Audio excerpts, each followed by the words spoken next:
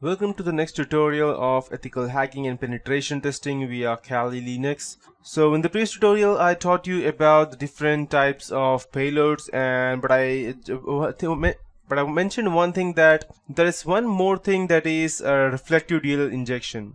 So reflective DLL injection is a technique whereby a stage payload is injected into a compromised host process and it is running in memory. It's never touching the host hard drive. The VNC and the mp4 payloads, they both make use of the reflective DLL injection.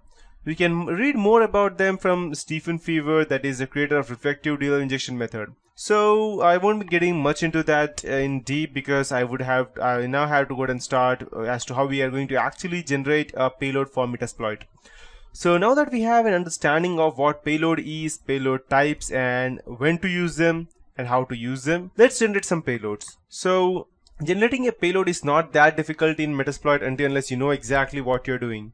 So during exploit development, you will most certainly need to generate shellcode to use in your exploit. In Metasploit, payloads can be generated from within the MSF console.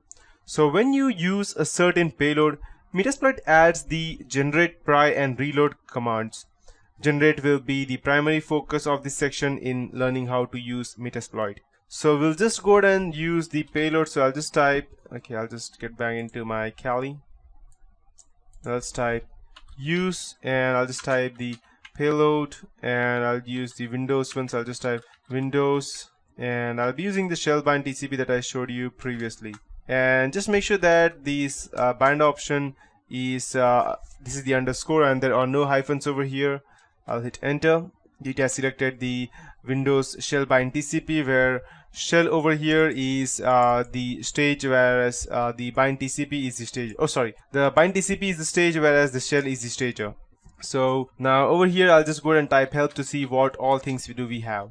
So you can see I can go ahead and use these commands to communicate with the host. Yep, connect and all of these things. We have these database backend commands such as credentials, which I will be teaching you in the next tutorial. And finally we have the payload command to check, generate, pry, and reload. So now I would be going ahead and using the generate one. So I'll just since we need to generate a payload, so I'll just type generate space -h.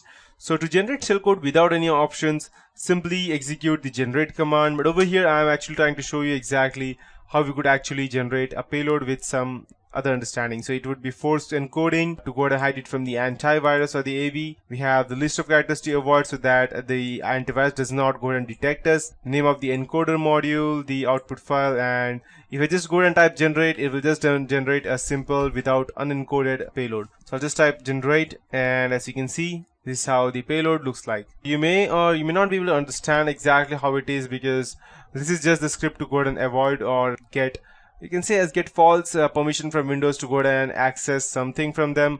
The real thing starts over here. That's how it looks like. So after that, of course, the odds of generating shellcode like this without any sort of tweaking are rather low. More often than not, bad characters and specific types of encoders will be depending upon the targeted machine. So this sample payload over here, it contains an almost universal bad character, that is the null byte, which is /x00. So if you look properly into this, you will surely go ahead and find this /x00, these stuff, and that's how the antivirus goes ahead and finds the actual culprit, that is our virus or the Trojan or whatever you want to call. Over here I'll be calling it payload. So granted, some exploits may use or it may allow them to use it, but not many. Let's generate the same shellcode, only this time we will instruct the Metasploit to remove this unwanted byte. So to accomplish this, I will issue the generate command followed by the B switch with accompanying bytes we wish to be disallowed during the generation process. So as you can see, I have this specific term over here which I will be using B to go ahead and avoid the list of characters. So I'll just type generate -b space, and I'll type in inverted commas /x00, and I'll hit enter. So as you can see, this time there is no /x00, and it's quite a good encoded payload, whereas the last time you can see after the 82 we have /x00, whereas over here we don't have that. You can go ahead and search the whole file, you won't even find anything over there. So looking at this shellcode, it's easy to see compared to the previously generated bind shell. The null bytes have been successfully removed, thus giving us a null byte free payload. So we also see other significant differences as well due to the change we enforced during generation. One difference is the shellcode's total byte size. In our previous iteration, the size was 341 bytes. This new shellcode, however, is 27 bytes. So that's quite much of a difference that created with the help of null bytes payload. So I'll just go ahead and generate this. And this is normal one with the 341 bytes, and if I go and type this is the normal one with our 27 bytes. So it's quite good. So so during the generation null bytes original intent or usefulness in code, it needed to be replaced or encoded in order to ensure once in memory our bind shell remains functional and it is not thrown out by the antivirus. Another significant change is added to the use of encoder. By default, Metasploit will select the best encoder to accomplish the task in hand. The encoder is responsible for removing unwanted characters, amongst other things, entered when it was used with the -b switch like I used. So I'll discuss the encoders in great detail later on. So while specifying bad characters, the framework will use the best encoder for the job. And the best over here is the into 32-bit, that's x86/ Shikata Ganai.